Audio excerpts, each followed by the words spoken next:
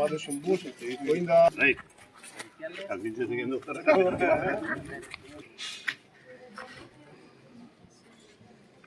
జై శ్రీరామ్.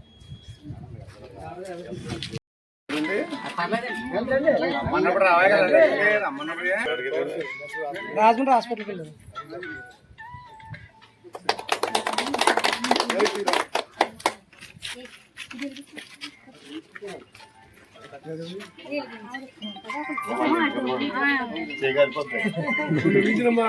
సర్వభంగ మాంగళ్య శివే సర్వసాధికే శరణ్యే త్రిపుర నారాయణ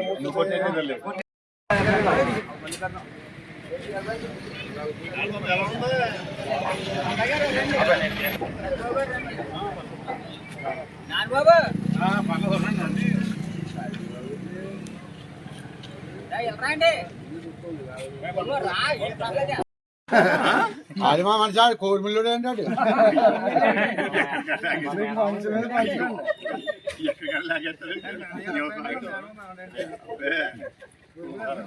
నాది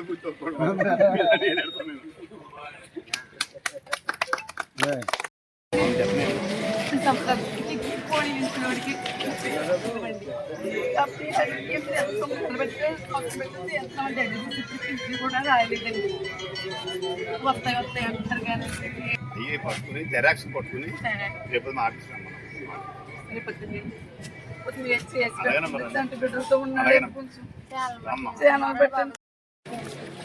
ఒకసారి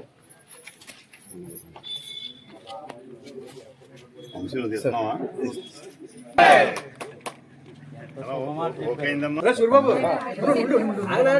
ఇంకా చూపించు.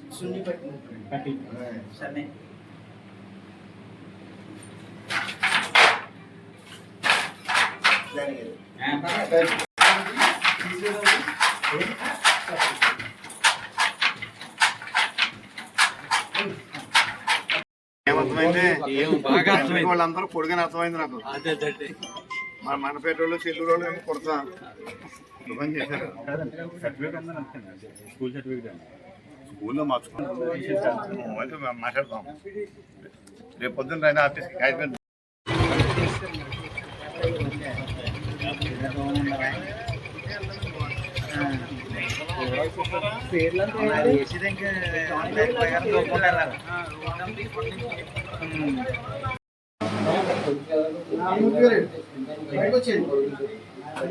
హనుమతి గారు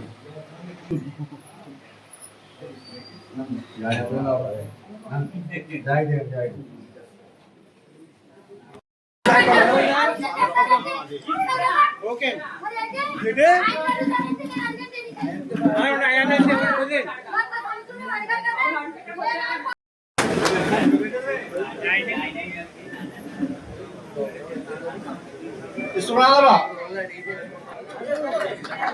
అమ్మయ్య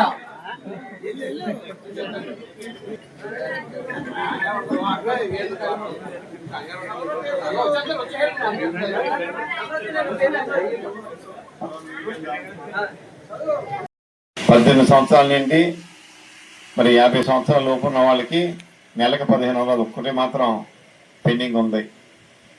దాన్ని కూడా సోదరిమలు ఎక్కడికి వెళ్ళి అడుగుతూ ఉన్నారు.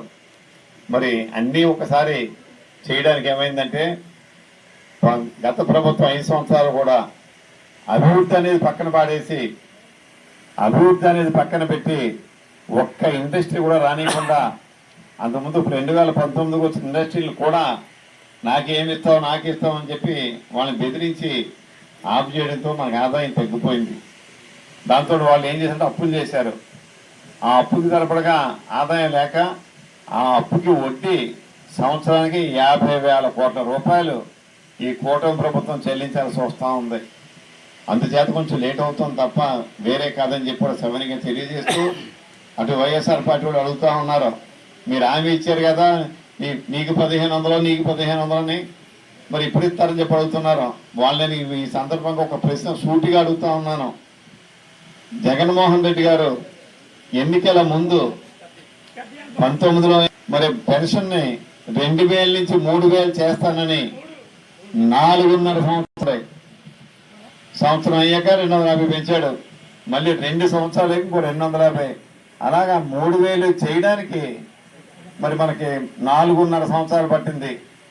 కానీ మన పవన్ కళ్యాణ్ గారు, చంద్రబాబు నాయుడు గారు, లోకేష్ బాబు గారు అధికారంలోకి వచ్చిన మరుక్షణం 3 నెలలు వెనక్కి వెళ్ళి 3000 పెన్షన్ 4000, 3000 దివ్యాంగుల పెన్షన్ 6000 చేసిన విషయం ఒకసారి మీ అందరూ జ్ఞాపకం పెట్టుకోండి. అలాగే స్కూల్కి వెళ్తున్నటువంటి ప్రతి బిడ్డకి కూడా డబ్బులు ఇస్తామని చెప్పి ఆవేళ వైఎస్ భారతి గారు కూడా ఇంటింటికి తిరిగి తర్వాత ఏమన్నారంటే నేను బిడ్డ అనలేదు తల్లి అన్నానని చెప్పి మాట, అలా ఒక మాట బిడ్డ బదులు తల్లి కింద మార్చేశారు. కానీ మనం ఈవేళ ఎంతమంది పిల్లలు ఉంటే అంతమంది పిల్లలకి మనం ఇస్తున్నామా లేదా అని చెప్పి మిమ్మల్ని నేను ప్రశ్నిస్తా ఉన్నాను. అదేవిధంగా గ్యాస్ మనం ముందు తీసుకుని ప్రతిసారి కాకుండా ఒకేసారి సంవత్సరానికి వేసేలాగా స్కీమ్ని మార్చి సంవత్సరానికి 3 సిలిండర్లు ఇస్తా ఉన్నారు. అక్కడక్కడ మాకు పడలేదు అంటుంటే ఎవరైనా సరే ఎవరు పడకపోయినా మీ సచివాలయంలో కంప్లైంట్ రాస్తే ఇమ్మీడియట్గా ఇప్పించే బాధ్యత నాదని చెప్పి మీ అందరికీ నేను సవినీయంగా తెలియజేస్తా ఉన్నాను.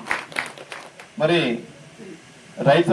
రైతు సోదరులకి సోదరిమణులకి మరి మనకి 20,000 రూపాయలు, మరి ఎన్ని ఎకరాల పొలం ఉన్నా కూడా మన దానికి తేడా లేకుండా 10 సెంట్లు దాటి పొలం ఉన్న ప్రతి ఓడికి కూడా 20,000 రూపాయలు వేస్తున్న విషయాన్ని కూడా ఒకసారి మీకు జ్ఞాపకం చేస్తా ఉన్నాను.